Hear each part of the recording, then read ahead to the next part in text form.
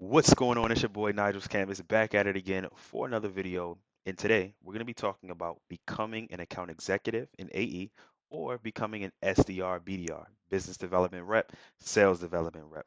We're going to talk about what the jobs do. We're going to talk about why they are great career choices and career paths.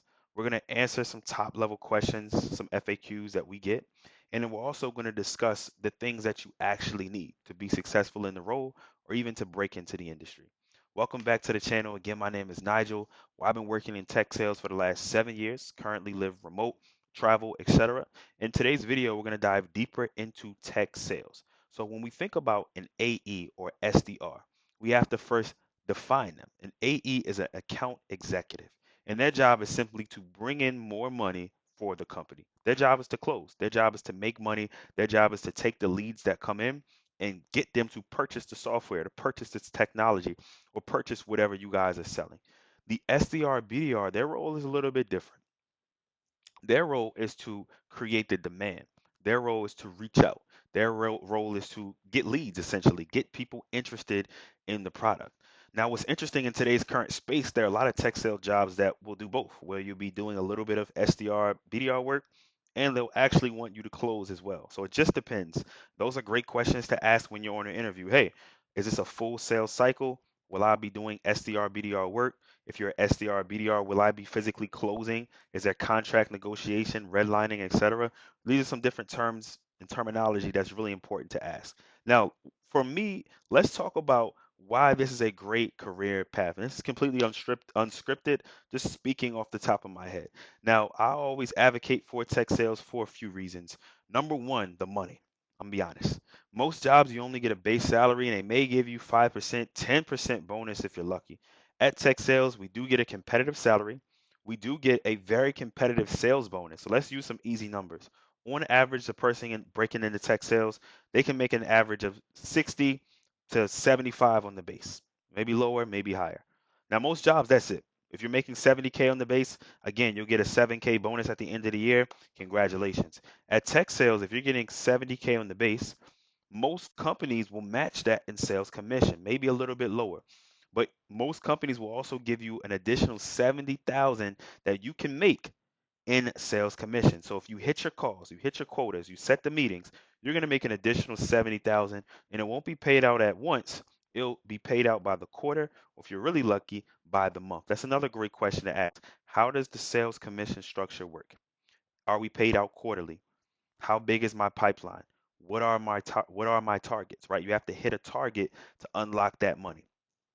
And if you're a BDR, SDR, I think the biggest pro is that your job is not always related to money. Your job is really related to meetings set. So your job may be, hey, we need you to set 100 meetings in a month, or we need you to make 100 calls in a day. And if you're doing that, you unlock the other portion of the money. Now, there's advanced gears in tech sales.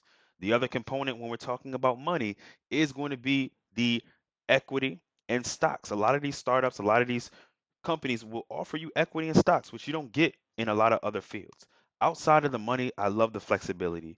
Being able to work remote is amazing for the folks that love to travel, whether you have family in different parts of the country, or if you just simply enjoy being in your house that you're spending $2,000 a month on rent and not being stuck in traffic. I grew up in Maryland. I live in Florida. Miami is one of my base homes. And both those places, the DMV in Maryland and Miami, have insane traffic. No, thank you. I don't want to sit in traffic an hour up and an hour back. I don't care. I don't want to do it. And outside of the flexibility, outside of the money, I would say the career trajectory, right? It's a very stable career. We are experiencing layoffs. That's almost in every field, to be honest.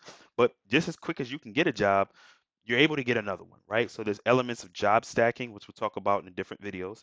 There's concepts of being able to upgrade, right? You work somewhere for 8 to 15 months and then you go upgrade and get 30% more in the salary, more in the commission. So when you look at everything from a flexibility standpoint, from a career path standpoint, and a money standpoint, there's not a lot of other roles or industries that can compete, especially because the barrier to entry is so low. But because the barrier to entry is so low, anybody can do it. It's extremely competitive to break in. And so let's talk about what you actually need, right? Me, I'm personally college educated. I graduated with the engineering degree, which I don't use like that, but it's just cool to say in interviews, etc. And I've been in tech sales the last 7 years. I started my career off at Facebook, where I was an account manager, managing people's accounts. Then I shifted to Google, and now I'm doing a few startups. Okay. And so everyone's path is different. Everyone always asks me, well, Nigel, how did you break in? The way I broke in is probably not going to be the way that you broke in, right? I did 4 years of engineering and I went straight to Facebook, right? I've been building a brand. I network very well. And when I like, there's no major for account executive, there's no major for BDR. So when I learned about this, right, and this may be your first time learning about this career field, I went all in. Yo, what is an account executive? What is account manager? What is a BDR? And how can I get into the top place?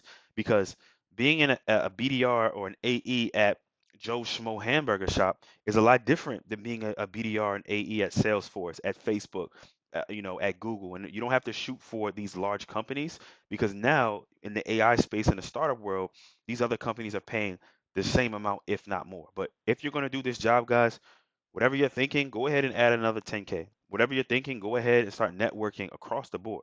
We don't want to get any emotional connections to these jobs unless we're in the final stages. And so when we're thinking about this career path, again, we talked about the things that you need. What I needed was a lot different. For you, that could be a boot camp or certification. You have things such as tech sales mentors. You have things such as course careers. You have things such as Resume Plug, my business, where we help folks get into tech sales. It doesn't matter necessarily what you do, but having some type of foundation, certification, education, and knowledge, YouTube University, but you have to be confident enough to sell it.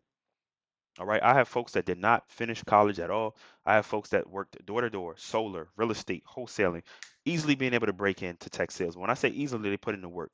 20 to 30 applications a day, reaching out to 20 to 30 recruiters a day. They're excellent at interviewing, amazing people skills. And when they get on the interview, when they get their shot, they close the deal. No problem. So you kind of have to ask yourself, where are you at? Do I need additional certifications? Am I able to volunteer? Can I do tech sales at a mom and pop shop for free on the weekends and add that to my resume and my LinkedIn? Am I creating a portfolio? Am I creating Loom videos that showcase how great my work is? And these are some things we'll talk about in other videos, but this is a lot of times what's required or what's needed. And then on the personal level, you need great sales abilities. You need interpersonal skills. One of the top characteristics is intellectual curiosity. Are you curious? Right? Are you somebody that wants to ask questions? Are you a great listener? Some folks, listening is not taught either. And it's not like listening, can you hear me? Listening, do you understand? Me, I'm telling you about my business, I'm telling you about my problems, the things that I'm facing. A lot of folks, they don't have the ability to dive deeper. Hey, can you tell me more? The TED method. Tell me more, explain to me, describe, right? Asking how, why, where. Diving deeper, those multi-level questions. These are the things that the recruiters want to see, and you have to be able to do. And so those are the things that you need. You also need business acumen, right? We're talking about sales pipeline. We're talking about discovery calls, objection handling. You need to know these terminologies. If they're sounding a bit foreign to you, that's fine. I have a lot of content on this, but it's just good to know. You don't want to be on an interview and you don't even know what sales people do, right, in tech companies. And so if you're at that level, if you're developing those skills, if you feel like you're at least halfway there, definitely go ahead and shoot for it. The closing thing that I would say is that tech sales has treated me so well. I'm so blessed to be here. If there's anything that you guys want to know, whether it's breaking into Google, breaking into Meta, or getting into tech sales as a whole, feel free to subscribe. Feel free to drop any questions, and let's get it.